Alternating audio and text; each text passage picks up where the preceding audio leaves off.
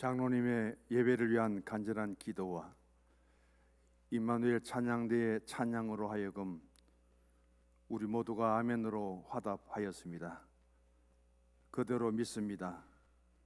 주의 거룩한 성호를 찬양하는 그 입술에 복이 있게 하시고 하나님께 귀한 기도를 드릴 수 있도록 우리에게 은혜를 주시고 마음의 문을 열어주셔서 진심으로 감사합니다.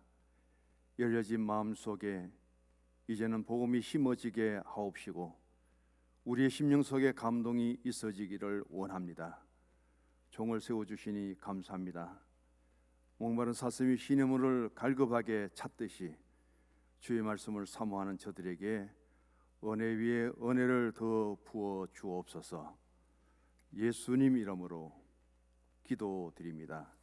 아멘. 오늘 말씀의 제목은 부활의 예수님을 만난 사람들입니다. 지난 주일에는 부활하신 예수님이 찾아오셔서 만나주신 사도 바울에 대한 말씀을 증거드립니다. 부활하신 예수님은 40일 동안 이 땅에 머무르시고 제자들과 그리고 성도들을 만나 주셨습니다. 오늘 본문의 말씀은 사도 바울이 부활하신 예수님을 만나 주신 사람들을 배열했기 때문에 복음서하고는 조금 차이가 있습니다. 시간이 되시면 누가복음 24장과 그리고 오늘 본문을 연관시켜서 부활하신 예수님이 언제 어디에서 누구를 만나 주셨는가 한번 찾아볼 수 있기를 바랍니다. 부활의 새벽에는 막달라 마리아를 만나 주셨고요, 정오에는 예루살렘에서 엠마오로 내려가는 두 제자를 예수님이 만나 주십니다. 배열상으로 보면은 세 번째 예수님이 만나 주신 사람이 베드로예요. 누가복음의 증언으로는. 그런데 오늘 사도 바울은 첫 번째 부활하신 예수님이 만나 주신 사람을 베드로라고 그렇게 말씀합니다. 부활하신 날부터 40일 승천하실 때까지 부활의 예수님은 한 10번 정도 제자들과 성도들을 만나 주십니다. 그리고 예수님이 하늘에 승천하셨다가 특별히 사도 바울을 사울을 만나시기 위해서 하늘 자리에서 다메섹에까지 오셔서 그 부활하신 예수님이 사울아 사울아 불러주셨고 그 사울을 만나 주셨습니다.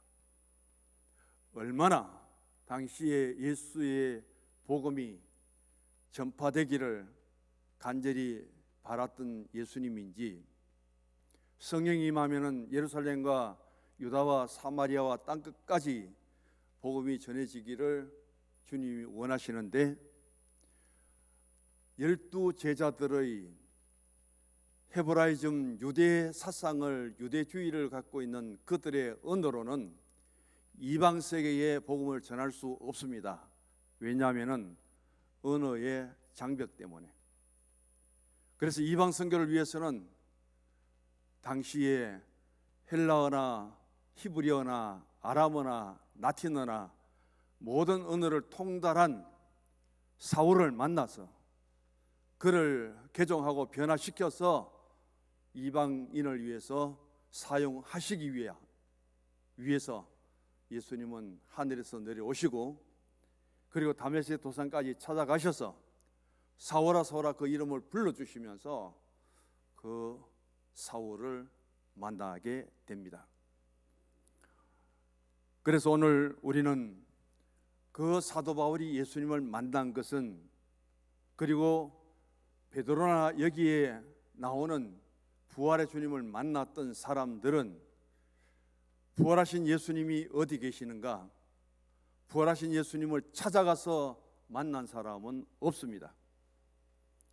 막달라 마리아는 3일째 예수님의 시신에 향품을 바르기 위해서 갔다가 만나 주신 것뿐이지 다른 제자들은 전부 부활하신 예수님이 친히 찾아오신 거예요.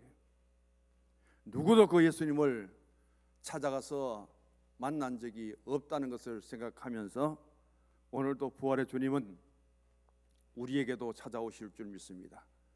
주님 찾아오셨네, 성자 예수님 오셨네, 그 찬송을 부를 뿐 아니라 내게 찾아오신 그 주님을 만나는 것이 진정한 복인 줄로 믿습니다. 기독교를 크게 두 부류로 나누면 하나는 콜링입니다. 부르심이에요. 소명이라고 하죠. 부를 소자에 목숨 명자입니다. 우리를 불러주신 그 주님 앞에, 하나님 앞에 우리가 주어진 일은 무엇이냐면 사명이에요. 심부름을 사자에 목숨 명자입니다. 미션이에요.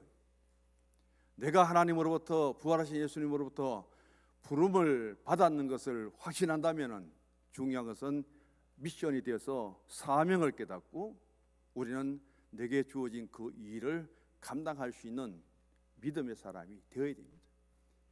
이게 기독교 안에서 우리에게 주어진 성도의 본분이고 부름받은 사람들이 주님 앞에 남겨야 될 신앙의 흔적과 발자취라는 것을 잊어서는 안 됩니다. 뮤지컬 지저스 크라이스트 슈퍼스타라는 그 뮤지컬이 있죠. 슈퍼스타 예수 그리스도라는 이 공연이 오랫동안 계속되고 있습니다. 만약에 여기에서 가룟 유다가 예수님이 부활하신다는 사실을 확실히 믿었다면은 그 유다가 예수님을 배신했을까요? 예수님은 복음서를 통해서 요한복음을 제외하고 마태, 마가, 누가복음에서 분명히 3번에 걸쳐서 순환을 예고합니다. 나는 예루살렘에서 대제사장 서기관들을 통해서 내가 고난을 받게 될 것이고 죽게 될 것이고 사흘 만에 나는 살아난다는 것을 예수님이 말씀하십니다. 베드로의 신앙 고백 다음에 사탄아 물러가라 책망하시고 예수님은 첫 번째 순환을 예고하실 때도 나는 죽게 되고 그리고 3일 만에 살아난다는 것을 분명하게 말씀하셨습니다.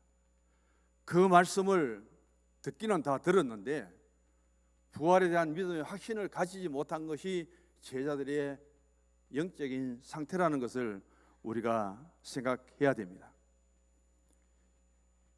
슈퍼스타 예수 그리스도의 이 뮤지컬의 내용을 보면은 부활하신 예수님을 믿지 못해서 배반했던 가룟 유다가 뒤늦게 그것을 깨닫고 후회하면서 울부짖는 내용이 나옵니다.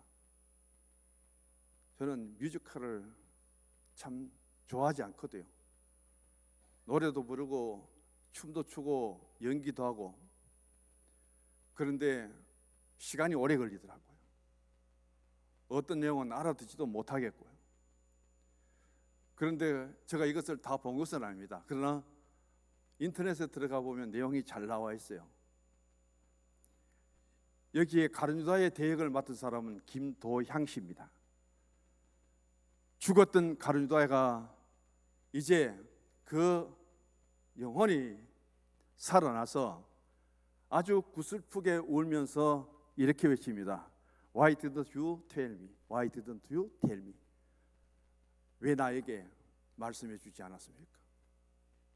왜 나에게는 말씀해 주지 않았습니까?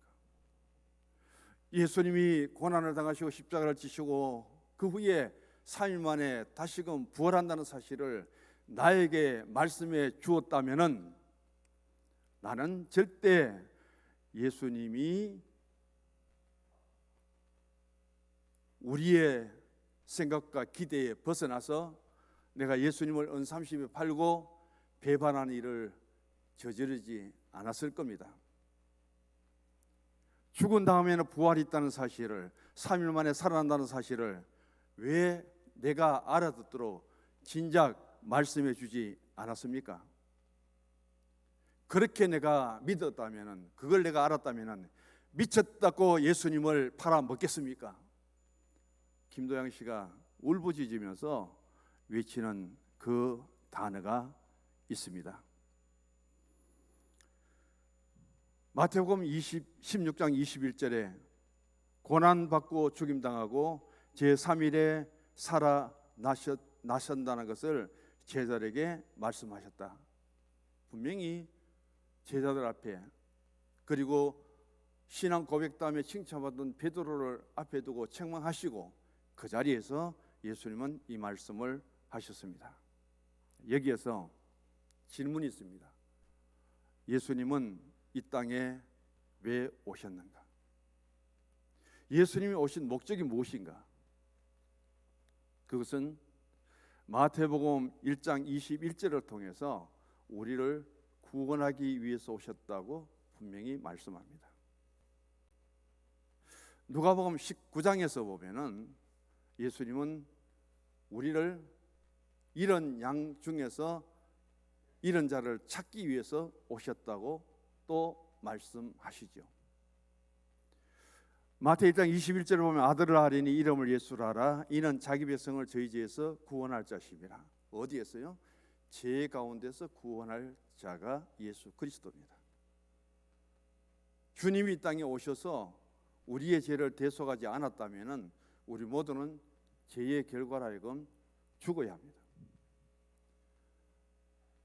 그 죄에서부터 우리를 구속하시고 용서해 주시고 그리고 새 생명을 주신 분이 바로 예수님이시고 그것을 위해서 이 땅에 오셨다는 것을 우리가 믿어야 합니다.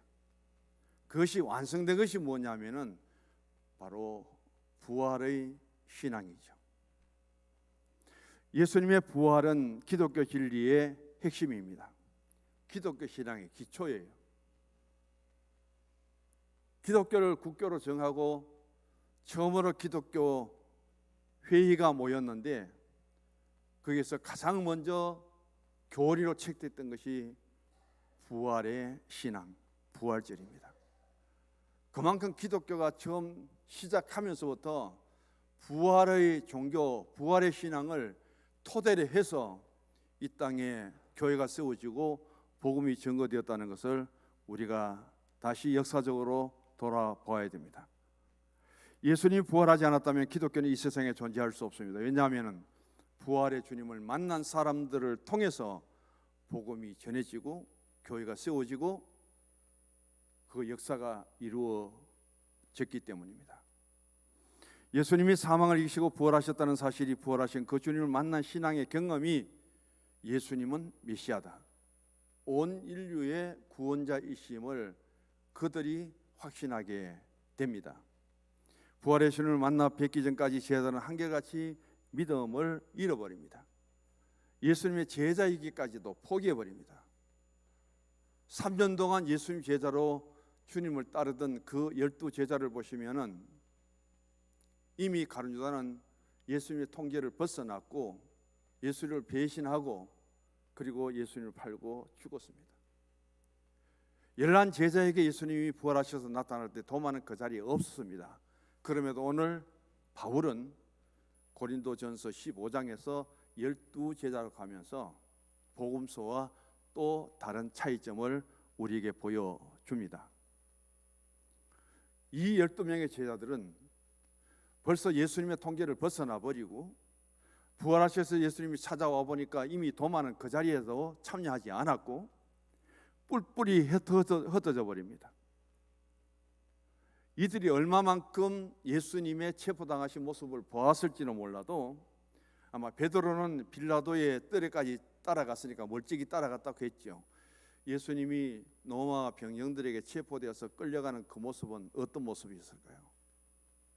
죽은 자를 살리시고 병든 자를 고치시고 귀신을 내쫓고 물리를 걸으시고 오병의 사건을 일으키시고 그런 예수님의 영적인 능력은 찾아볼 수도 없지요.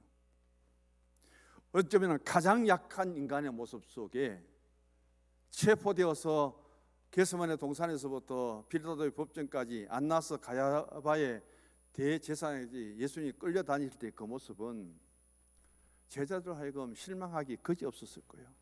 저분이 메시아가 맞나? 저분이 예수님이 맞으신가? 그 능력을 베푸시고 그렇게 위대하던 예수님의 그 사역의 현장의 모습들을 지켜보았던 제자들에게 예수님의 체포당하시고 끌려가는 그 모습을 볼 때에 그들은 엄청나게 실망했을지도 모릅니다. 그래서 오히려 더 그들은 신앙을 잃어버렸을지 모른다고도 돌아보게 됩니다. 그런데 안식 첫날 예수님은 약속하신 대로 죽음에서 부활하십니다.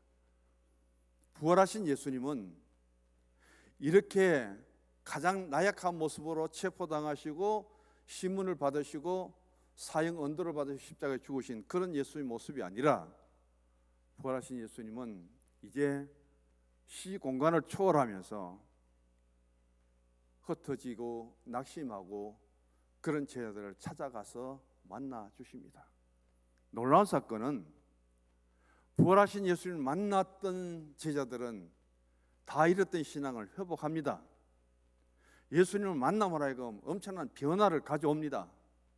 예수님 만나기 전에 신앙과 그 모습은 완전히 없어져 버리고 부활하신 예수님을 만나고부터 그들의 신앙과 삶은 완전히 달라진 것이 바로 특징이죠. 그래서 바울은 이렇게 말합니다.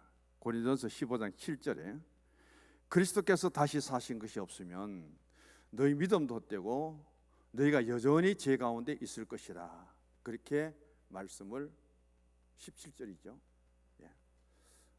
고린도전서 15장 17절에 보면은 그 말씀을 합니다. 그리스도께서 다시 사신 것이 없으면 너희의 믿음도 헛되고 너희가 여전히 죄 가운데 있을 것이다. 예수님이 죽으셨다가 부활하지 못했다면은 우리의 죄는 그대로 지속될 수밖에 없고 그 예수님이 부활하시고 죄에서 이기기 때문에 우리는 죄의 권세를 다 이기고 사함을 받고 자유케 되었다는 말씀입니다. 아담의 범죄함으로 인해서 세상에는 죄가 들어옵니다. 그리고 사망이 들어옵니다. 이 사망의 권세가 우리를 지배할 수밖에 없었습니다. 그래서 누구도 죄에서부터 자유할 사람은 없어요. 이런 죄의 권세 아래 있던 우리가 하나님과는 죄로 하여금 단절되어서 하나님께 나아갈 수 없습니다. 그런 하나님과 인간의 단절의 가로막혔던 죄를 예수님의 십자가 사건을 통해서 하나님과 우리 인간의 죄의 담을 허물어 버리고 바로 연결시켜 주셨지요. 이것을 통해서 예수님의 이름으로 우리가 담대하게 하나님을 아버지로 부르며 나아갈 수 있다는 이것이 그리스도를 통해서 우리에게 구원의 역사, 죄 용서를 받은 것, 그리고 하나님의 자녀가 되어서 누구든지 예수 이름으로 하나님께 바로 나아가고 바로 기도하고 하나님의 응답이 우리에게 임한다는 사실입니다. 이제 우리는 그 부활의 주님을 만날 수 있기를 원합니다. 하루 생활 속에 눈만 뜨면은 사람들을 만납니다. 만남이 없이 살아가는 사람들은 거의 없지요. 그리고 만나고 교제합니다. 그 만나면은 좋은 만남도 있습니다. 좋지 못한 만남도 있어요. 좋은 만남을 통해서 내게도 유익이 되고 덕이 된다면은 좋지 못한 만남을 통해서 우리는 불행하게 되는 것도 볼 수 있습니다. 가장 좋은 만남은 우리가 신앙적으로 예수님과의 만남이에요. 가장 좋은 만남은 전당하신 하나님과의 만남입니다. 이 만남을 통해서 우리는 우리의 신앙이 정립되었고 그 예수를 만난 사람들, 하나님을 만난 사람들이 모인 공동체가 하나님의 교회예요. 내가 주님을 만났다면 당신도 주님을 만났고 우리는 주님을 만났습니다. 그 만남이 오늘의 교회 공동체 안에서만 아니라 우리는 영원한 하나님의 나라에까지 이 만남은 지속된 거예요. 그게 교회 공동체의 모습입니다. 주님 안에서 우리는 한 형제요, 한 자매라는 사실을 여기에서 또 교훈해 주고 있습니다. 예수님은 부활하신 후에 여러 사람들을 부지런히 다니면서 만났습니다. 오늘 본문을 통해서 보면 예수께서 부활하신 후 여러 사람을 만나는 장면을 사도 바울이 소개합니다. 그리고 맨 뒤에 자신을 소개하는데 어떤 분들을 소개하는가? 오늘 본문 3절을 통해서 8절까지 찾아봅니다. 먼저 부활의 예수님을 첫 번째 만난 사람은 베드로입니다. 자, 베드로는 이름이 많아요. 베드로의 원래 이름은 시몬입니다. 이 시몬이라는 이름은 히브리어예요. 히브리어로 시몬이고 뜻은 갈대라는 뜻입니다. 그 다음에 베드로라는 이름은 베드로 반석이에요. 헬라어입니다. 헬라어. 게바라는 단어는 구약의 히브리어와 같이 사용되었던 단어가 아람어가 있습니다. 맨 뜻은 베드로 반석이에요. 게바도 반석이고 베드로도 반석인데 시몬은 히브리 말이고 베드로는 헬라어 말이고 게바는 아람어 말이에요. 어느 언어를 쓰느냐에 따라서 그 이름이 시몬도 되고 베드로도 되고 게바도 된다는 것을 생각해 주시기 바랍니다. 본문 4절에 같이 읽어봅니다. 장사 지낸 바 되셨다가 성경대로 사흘 만에 다시 살아났사. 5절 게바에게 보이시고 후에 12 제자에게와 게바에게 보입니다. 여기 베드로는 사도 바울은 게바라는 단어를 씁니다. 아람어를 썼어요. 자, 게바에게 보이시고 베드로입니다. 예수님을 만나기 전에 나를 따르라고 그렇게 예수님 명하셔서 배와 그물을 버려두고 예수님을 따르기 전에 이름은 시몬입니다. 갈대지요. 베드로는 이름은 예수님이 불러주신 별칭이에요. 자기 본명이 아닙니다. 예수님 베드로를 만납니다. 안드레가 자기 형제를 데리고 오죠. 그때 예수님 베드로를 보고 첫 번째 하신 말씀이 이 말씀입니다. 너는 시몬인데 장차 게바가 되리라. 너는 갈대인데 장차 예수님을 만나고 예수님 앞에 제자가 되고 너의 믿음은 반석이 되리라. 그렇게 예수님이 불러주십니다. 그런 예수님을 만나고 갈대 같은 이 시몬은 베드로 반석이 되어서 예수님 수제자가 되고 그리고 천국 열쇠를 받게 되고 그가 한번 어부 출신인데도 설교를 하니까 3,000명이 어찌할꼬 회개하면서 하나님의 교회로 돌아오게 됩니다. 복음의 열쇠를 베드로에게 맡기고 그 복음의 열쇠를 열니까 베드로 한 편의 설교에 3,000명이 들어오는 거예요. 비교할 수 없는 지식과 학문을 가진 사람이 스데반입니다. 한 편의 설교도 끝을 못 냈어요. 설교 중에 돌에 맞아 죽습니다. 베드로의 설교를 들으면서는 가슴을 치며 어찌할꼬 회개하는 이 사람들이 유능한 스데반의 설교를 들으면서 이를 갈면서 손에 돌을 들고 내리칩니다. 무엇의 차이일까요? 베드로의 신앙 고백을 통해서 주님이 베드로에게 천국 열쇠에 자격을 준 거예요. 축복을 준 거예요. 그 천국 열쇠가 무언가 깨닫지 못했습니다. 언제 깨달았느냐? 오순절 후에 베드로의 설교를 통해서 베드로의 천국 열쇠가 열리니까 하늘 문도 열리고 교회 문도 열리고 이런 위대한 사건들을 가장 신앙 속에 체험한 사람이 누구냐? 베드로입니다. 그래서 이 게바에게 예수님은 이런 말씀을 하십니다. 너는 참 약하고 흔들리고 갈대 같고 꺾어지고 그렇지만은 어떻게 돼요? 복음서를 통해서 보면은 나는 다른 사람이 다 주를 버려도 끝까지 주님을 쫓겠습니다. 다 주님을 떠날지라도 나는 죽기까지 주를 따르겠습니다. 그러던 그가 닭 울기 전에 예수님 3번 부인하고 저주까지 하잖아요. 갈 때도 그런 갈 데가 없습니다. 그렇게 흔들리던 베드로가 사도행전에 들어가 보십시오. 얼마나 반석 같은 믿음을 가졌는지, 얼마나 견고한 신앙을 가졌는지, 어디 흔들린 데가 있습니까? 그 많은 핍박과 억압 속에서도 내가 보고 들은 것을 전하지 않고는 견딜 수 없다는 것이죠. 그런 증거인이 됩니다. 오늘 예수님은 이렇게 부활하셔서 베드로를 만나 주십니다.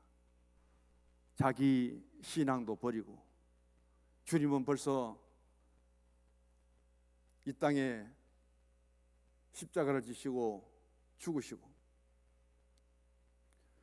베드로는 수제자인데 제자의 자리를 떠나버리고, 그리고는 디베라 바닷가에서 고기 잡으러 갑니다.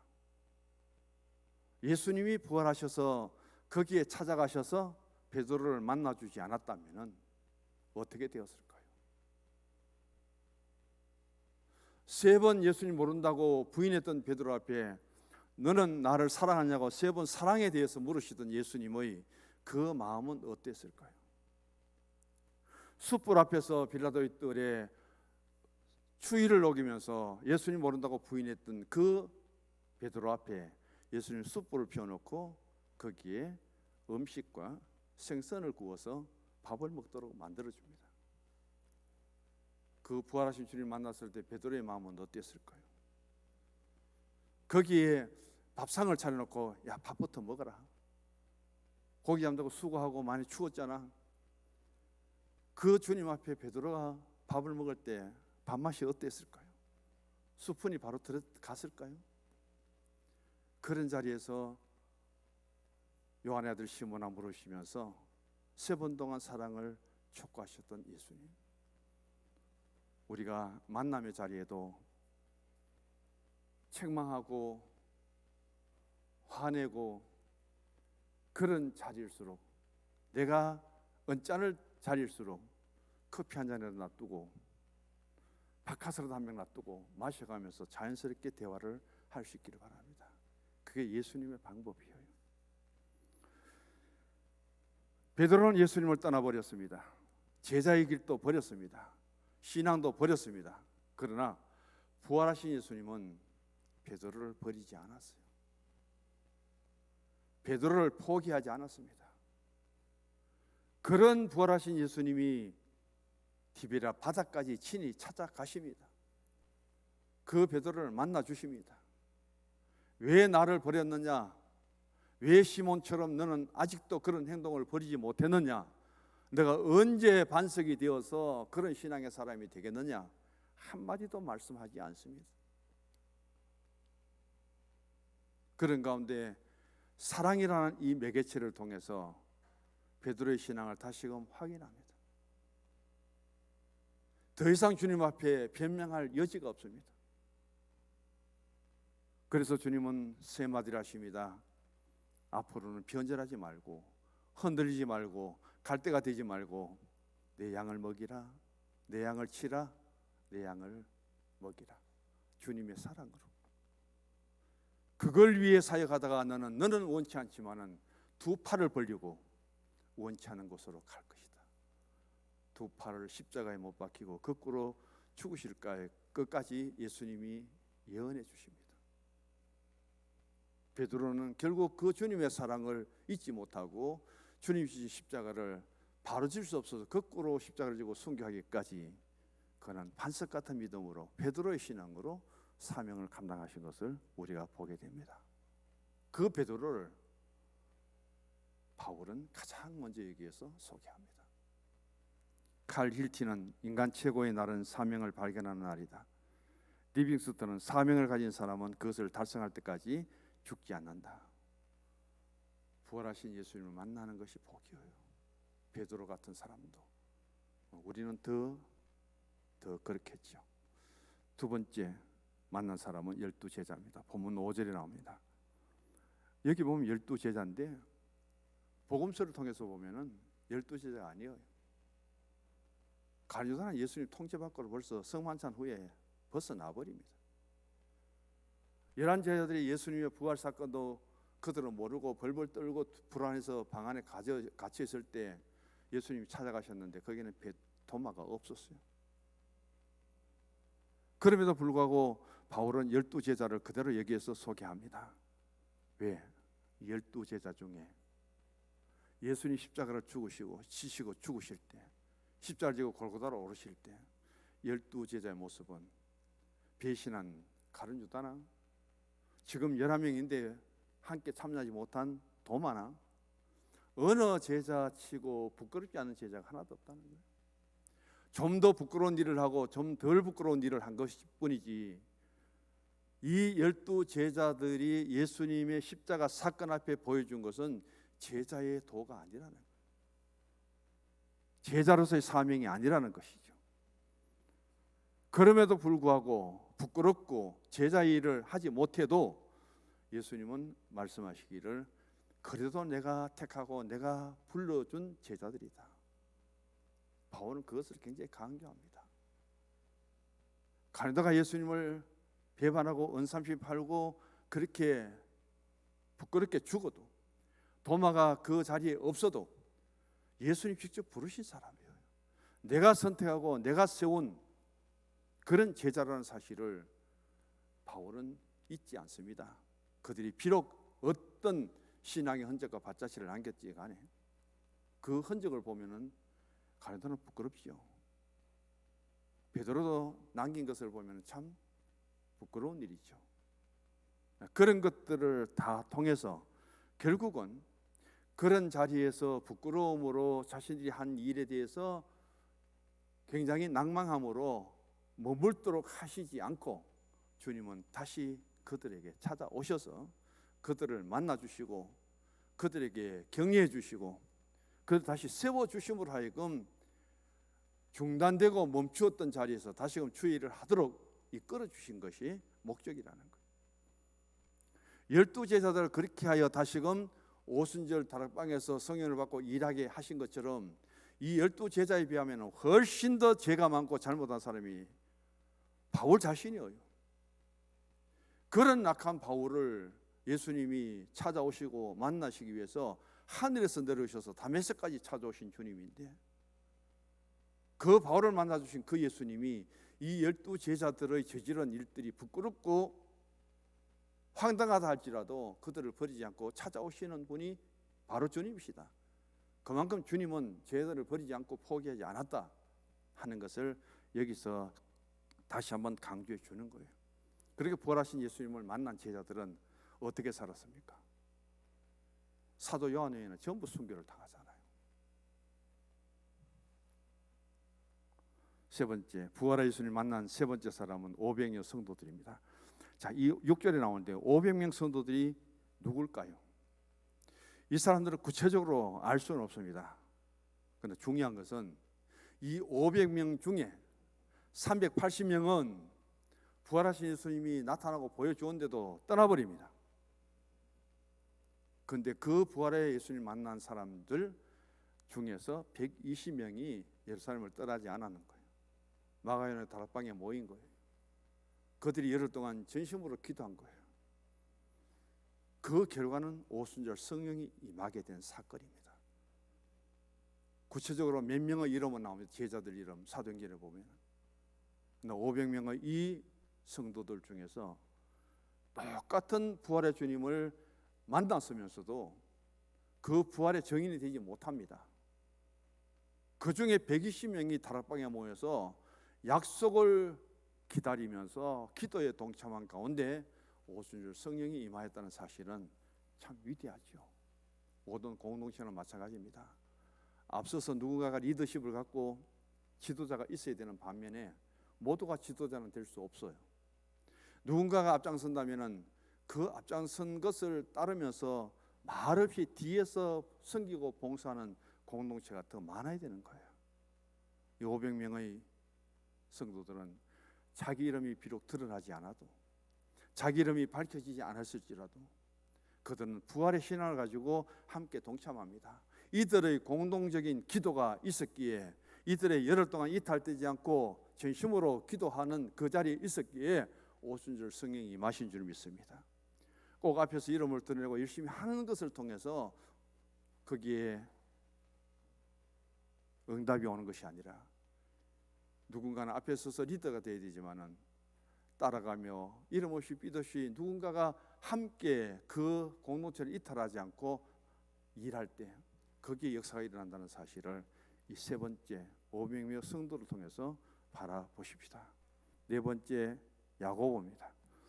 야고보는 예수님 친동생입니다. 여기서 마태 13장 55절에 보면은 야고보, 요셉, 시몬 그리고 유다, 예수님 친동생 4명이 있습니다.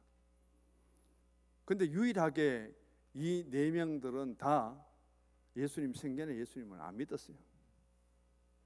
그래서 예수님은 굉장히 가정적으로는 가족으로는 외로웠다는 거죠. 마찬가지입니다. 오늘도 자기는 소명을 받아서 목사가 되어 있는데 아버지도 교회 안 다니고 엄마도 예수 안 믿고 형제들도 전부 불신세계에 있는 그런 사람들이 있어요. 목사님들 중에도 신학을 다니다가 고향이라고 집에 가니까 너가 예수 믿고 신학교 다닌다고 하면서 초원에서 지게 막대기로 그 아들 다리를 부러뜨린다고 따라 나오는 아버지 때문에 집에도 못 들어가는 그런 내가 아는 사람도 있어요. 명절에도 집에 못 가더라고요.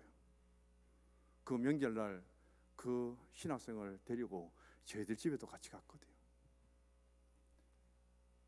나는 소명을 가지고 하나님 일을 하는데 부모님이 기도로 도와주지 않죠. 형제들이 그 신앙을 이해하지 못하죠. 자기는 사역을 하지만 얼마나 외로울까요? 얼마나 힘들까요? 예수님이 메시아로 오셨는데 보세요. 내 형제가 아무도 예수 믿지 않습니다. 얼마나 예수님이 답답하고 힘들었을까요? 그런 답답함 속에서 예수님은 이렇게 공생의 사역을 이룹니다. 근데 야고보가 언제 예수님 믿었느냐? 부활하시고 난 뒤에 믿은 거예요. 그리고 그 야고보가 야고보서를 쓰는 거예요. 여기에 야고보에 대한 이야기가 참 많이 있는데 지금 설명할 시간이 없습니다. 부활하신 예수님을 만나고 야고보가 이렇게 했대요. 예수님 앞에 무릎을 꿇었습니다. 그리고 그때 예수님 앞에 야고보가 첫 번째 한 말이 주여 이 개만도 못한 종을 왜 이리 사랑하시나이까 하면서 눈물을 흘렸다는 그런 말이 나옵니다. 그 야고보가 예루살렘 감독이 되고요.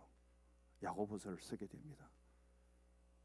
예수님이 살아계셨을 때 그 야고보, 예수님의 친동생 바로 밑에 동생 야고보인데 예수님 믿고 그 형님을 바라보고 했다면 얼마나 좋았을까.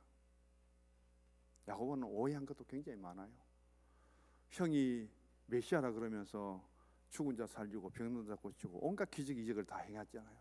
근데 그 예수님이 왜 그렇게 아무 능력도 없이 힘이 없이 가장 흉악한 죄인이 지는 십자가를 지고 그렇게 비참하게 죽었느냐. 도대체 형에 대한 이해가 안 되는 거예요. 동생 입장에서 볼 때.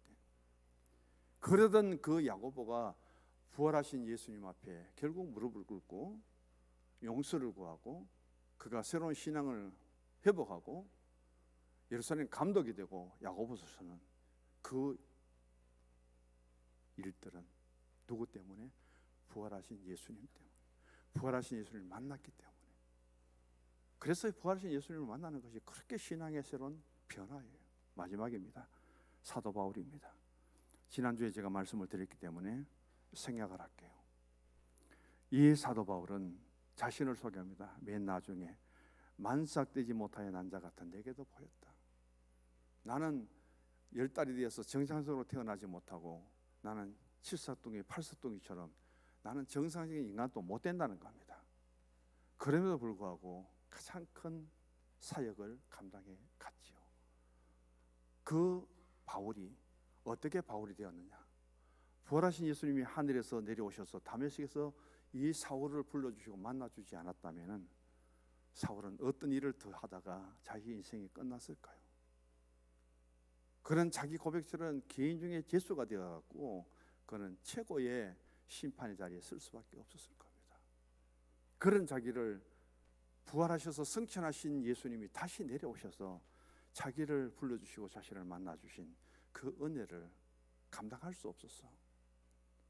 선한 싸움 싸우고 달려갈 길 달려가고 믿음을 지켰던 그 바울의 신앙의 고백이 여기에 담길 수밖에 없다는 거예요. 주부를 보시고 마지막 결론을 같이 읽습니다. 부활하신 예수님은 제자들과 사람들을 만나셨다. 부활하신 예수님을 만난 사람들은 그 신앙이 모두 구체적으로 변화되었다. 부활하신 예수님은 지금도 많은 성도들을 만나 주신다. 나도 부활하신 예수님을 만날 수 있으시기를. 주님 감사합니다. 부활하신 예수님 찾아와 주시